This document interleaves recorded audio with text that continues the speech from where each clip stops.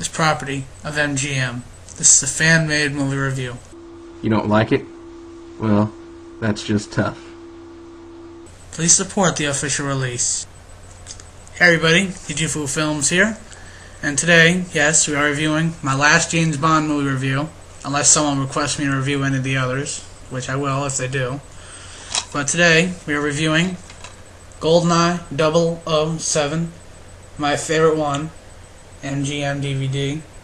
Goldeneye, Pierce Brosnan, explosions, great. 007.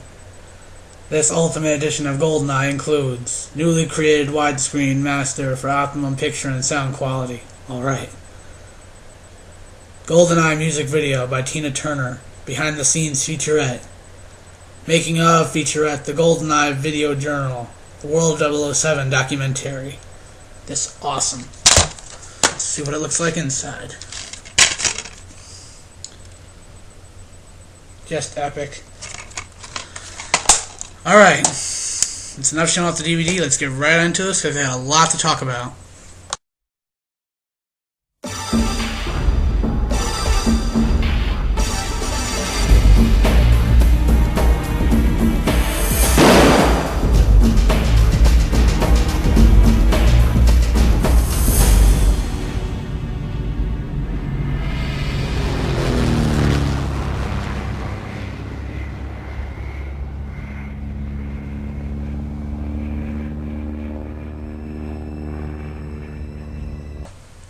Okay, Goldeneye starts us off on top of this dam where James Bond is about to bungee jump off of it. Then Bond gets into the facility by using a laser to cut through a metal piece on top of the dam somewhere. Then Bond sneaks into the air duct and then comes out of it and punches this guy who's taking a crap in the face. Then Bond sneaks further into the facility before catching up with his agent who's working with him, 006, played by Sean Bean.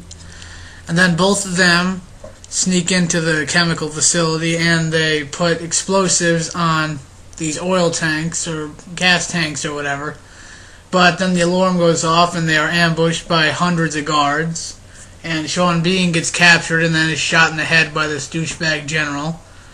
And then Bond sets the timer on the bombs from 6 to 3 minutes. And then he uses a can of gas tanks or whatever and sneaks past the guards. And one of them tries to shoot him, and then the general just shoots the guy that tried to shoot Bond because he'll blow the gas tanks and they'll all die. And then he clicks a button on a a thing there, and he gets out of the place and shoots some more barrels, and they all fall on the soldiers.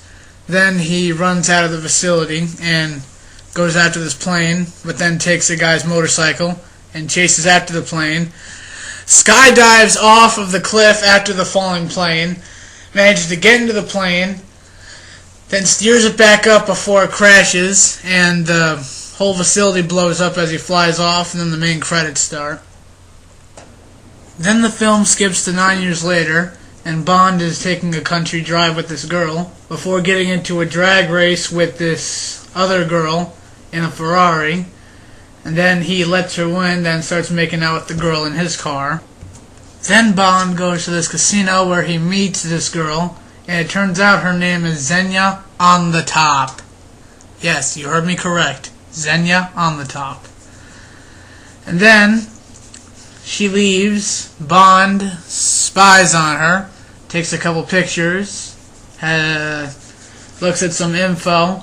Then the girl, Xenia on the Top, has weird sex with this old guy and then strangles him with her legs.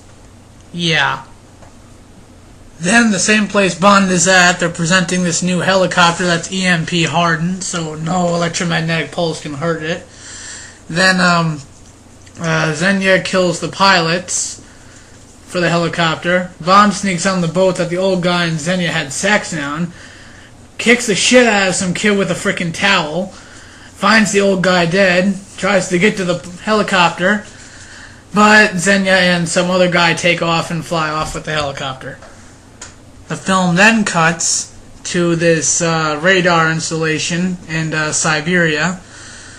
And we are introduced to our next main character, Natalia, I can't pronounce that last name, but just look it up on Wikipedia. And this geek named Boris. And then he likes to play horror games, and she is just a nice Russian.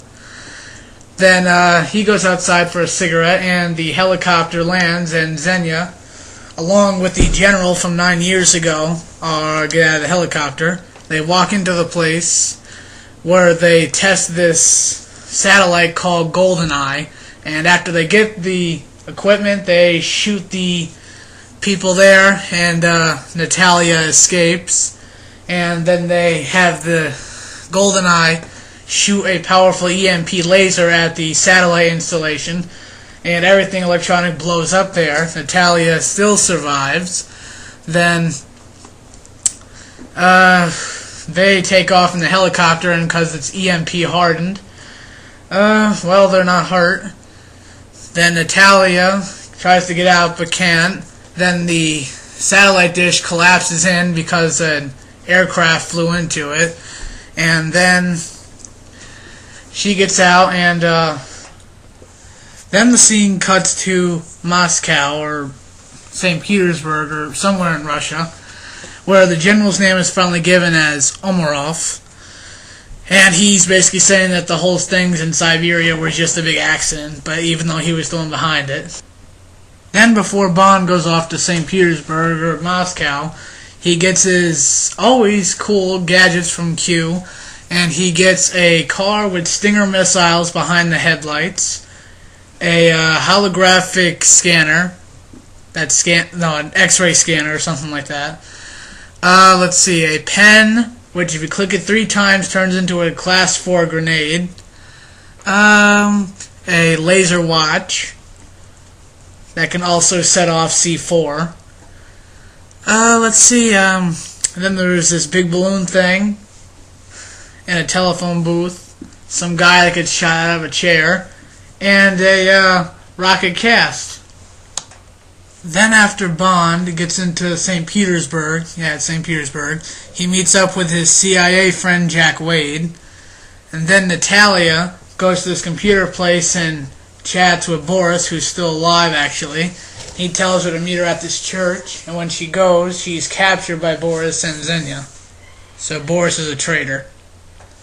Then Bond goes and meets this former mafia leader that he once knew, Valentin Skavich, and he sets him up with this leader of this group that was responsible for the attack at the Servanaya, Siberia place. And when he gets there, it turns out the leader is, in fact, 006 from the beginning of the movie, 9 years ago, who is, in fact, still alive and now the bad guy, and severely scarred because James Bond set the timers on the bombs from 6 minutes to 3 minutes. Then Bond is knocked out by a dart shot into his neck. Then he wakes up in a helicopter tied up with Natalia, and the helicopter shoots off the missiles that are armed to shoot at itself. Then after they just barely get blown up after they hit the eject button, they are captured by the Russian police. They question them, and Natalia tells them that Omarov is a traitor. Omarov then shoots the Minister of Defense, I guess as you can call him. Then Bond knocks them all out. They make their escape. Natalia gets captured. Bond swings across this open area with his string that's in his belt. Then after all the bad guys leave with Natalia, Bond then chases after him through St. Petersburg in a frickin' tank. And yeah, frickin' tank, man. Chasing through St. Petersburg in a frickin' tank. Then Bond follows them to this depot where they get into this armored train, and then turns out 006 is there. He tries to make out with Natalia. She slaps him in the face. They get a call on the train radio. Bond is in front of the train, shoots a rocket at the train from the tank, hits the train sets on fire, goes through the tank. The train derails. Everyone wakes up on the train. 006 tries to grab a gun. Bond stops him. Then there was this big standoff. Bond can either shoot 006 or shoot Umarov and save Natalia. He shoots Umarov, saves Natalia. Then 006 escapes. Then Natalia tries to hack into this computer that Boris is downloading his files from somewhere else. She spikes them and figures out that they're in Cuba. Then Bond cuts through the train floor, and they get out just before the whole place blows up, and then they kiss. The film then cuts to Cuba. Jack Wade comes flying in with a plane. They take the plane. They go stay in this hotel for like a night, I guess. They have sex. The next morning, they fly over the area where the new installation is. Their plane gets shot down with a rocket. Xenia comes and tries to kill Bond. Bond straps a rope onto her and then shoots the helicopter pilot that the rope's attached to. The helicopter goes down and Xenia's back gets broken. They get into the place. There's a little shootout. Bond places his C4 next to an oil tank, which is leaking. Then there's this big interrogation. Natalia gets into this room and changes the codes to the Goldeneye satellite. Bond finds out that 006 is planning to hotwire millions of dollars from the National Bank of England, steal the money, then detonate Goldeneye over England, and therefore cause a global meltdown. Then it turns out Natalia changed the satellite's orbit, so it burns up over the Atlantic, and Boris tries to change it. Bond takes the pen, throws it, blows up almost the entire room. They get out. Bond and 006 have this big final showdown, which ends in him getting thrown off the satellite and falling to his death. Bond then jumps onto this helicopter that Natalia has hijacked. They fly off. The installation blows up. Boris is still alive inside. The satellite also blows up. Boris screams, "I'm invincible," gets frozen, dies. Then Natalia and Bond kiss in this field. Jack Wade shows up with his army men. They get into the helicopter, fly off, and that's basically the end of the movie. So, in all, this is definitely one of the better James Bond movies. It's my personal favorite. It's the first one I ever saw. It's also the first one with Pierce Brosnan. First one with an original title that's not based off an Ian Fleming novel. First one with an original story. It just has a lot of stuff that works for it. So, I give this a solid 10 out of 10 stars, without a doubt. I recommend buying this edition of it. There is another edition with DTS sound and restored picture, but this edition is exactly the same with more special features. So get this edition, it'll be a lot cheaper. Amazon, GameStop, FYE, I mean. Anywhere you buy DVDs, you'll find it. So yeah, that's the last James Bond movie I'm reviewing, unless someone requests me to review any of the others. So yeah, please rate, comment, thumbs up, thumbs down, share, subscribe. Have a wonderful night, everybody. Bye.